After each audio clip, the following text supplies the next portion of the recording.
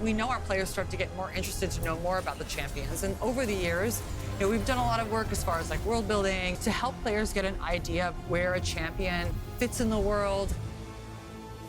The story is absolutely important, so we wanted to make sure we brought adaptations to the game where it made sense and appropriate.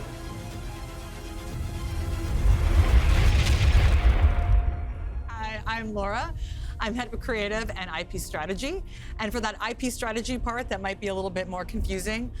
What that part of my role is thinking about how the characters and the universe and the stories and all of these things are being designed and thought through in all of our different mediums and all of our different products so that players are gonna feel like this is a world they can really believe in, right? It's cohesive and it makes sense. My name is Paul. I'm the director of creative game production for League Studio. I work across our League games in collaboration with teams like Laura's to make cool things happen in our game. And today we're going to be talking about an experiment that we're doing with gameplay and storytelling in Wild Rift. A MOBA is not really the best place to tell stories. You have some VO lines, and in the beginning that was pretty much all you had. But there's still this connection players start to have with the champion, even with so little around them. And, we know that players, they love a champion for how it feels to play them. They love the ability, they love the position, whatever that is. But we also know that they like knowing more about the champions that they've come to enjoy playing, and they want to understand more about their personality, what makes them tick, what are they stressed out about.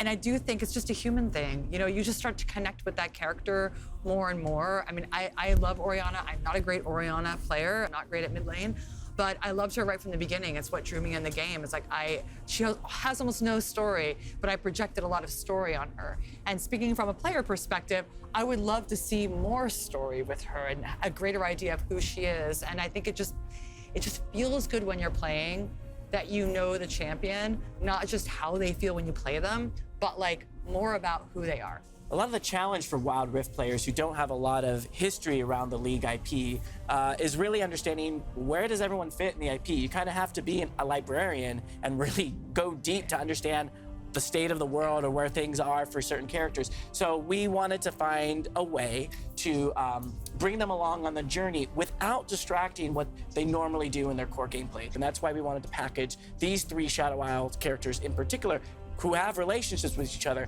and find a way to bridge how they're all being released together in a way that feels natural and cool to players. I hope what players like about it is that we've kind of hit it on several layers. So if you're one who just want to just kind of passively be immersed, there's a lot of things for you that are just more like it's a vibe. But if you really want to go deep with it, you can experience Callista's story, the in-game illustrations, the comic, and just get exposed to it in that way. And just as you obtain a character and play games with that character, you'll get a little more background about why it is as you're playing the game week to week. And if you want to go deeper, you can go back and read the novel. Yeah, exactly. Yeah. And if you've already read the novel, well, then you're kind of seeing it in a different angle because a lot of the stuff we're bringing to the table hasn't necessarily been shown in illustration form. Actually, that's something I love too, that it's like we have this novel, but players are gonna see it now. Because before, I mean, I love reading, right? It's an imagination thing, but it's also really fun to actually have the visuals, and have the audio, and have the full experience. So I think that's gonna be really cool. Callista, spear of the Argent Throne, forswore the life of a princess and vowed to guard her uncle. Again, we have this story, right? We have this ruination story. We have this story about the Ruin King. And we've been realizing it over the years in several different ways, but I think where it really came together so that players could understand like the characters, how they're related in the universe, was in the novel. And so much of this like thematic moment is gonna be drawing inspiration from the novel. But I think the best person to talk about the novel is probably Ant. Thanks, folks. Hi, everybody. I'm Anthony. I'm a senior principal writer here at Riot. I work in the R&D space on the Riot MMO, and I was the author of the book Ruination. So I started at Riot about 10 years ago, and the first project I worked on was a new champion who at the time was under the code name Spectral Legionnaire. This was the character that turned into Callista. So creating a champion is a really collaborative experience. It's coming together between like different disciplines like design, audio, visual art, and writing, and together we create the character of Callista. So understanding how Callista acts and how she feels will inform how she moves in-game, her abilities in-game, how she fights, how she throws her spears, all these kind of things together. And while we'd already worked out the backstory for Callista, just in a loose form, we needed to know a lot more detail when you're going into a big story like a book. But one of the things that was really exciting was that there were some other teams at Riot that had started to work in a similar kind of space. And this gave us a chance to really collaborate closely with those teams. So one of the things that was really exciting for me with writing Ruination was to really understand who these characters were in life and their frame of mind and their perspective and their choices, which informed what they became after they died. So one of the examples for that is Callista herself. So in life, she was a deeply honorable character, but she was horribly betrayed. So after she died, she kind of became obsessed with those betrayals and seeking vengeance. So with Viego, we know Viego in game as being this dark, sinister, scary kind of character, but the book was a great opportunity to dive into his backstory and understand who he was before he became that. And there's an essential tragedy with Viego in that he could have actually been a great leader if he was given the right support, and he just wasn't.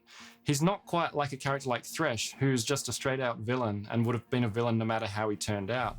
Viego was one who was very much a product of his upbringing. He was very privileged and he was raised as being quite a selfish character. And unfortunately, that's the sort of route that he took.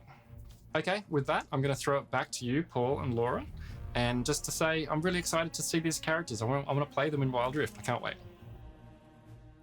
The story is absolutely critical to the experience overall. We wanted to make sure we had a list of really cool game experiences that draw from it. So starting with the metagame experience, right, where you will play missions week to week and kind of understand a little bit more insight into the different champions, Callista in particular, and you'll earn her visual novel. More Callista for me. There you go. Bring it. Her little comic pieces. So you're gonna get to see Callista in a different light than you have before. And so we have our PvE mode, Final Stand, where you get to play Callista's last moment right around her betrayal by Hecarim and the Iron Order, and so really get to see why she becomes the Spear of Vengeance after that.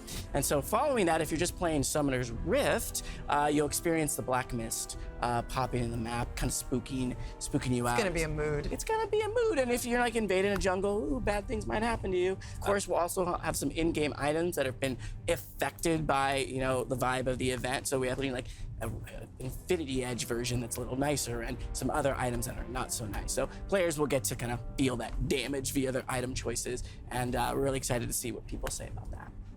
Well, I just want to say I'm really excited about what Wild Rift is doing. I think this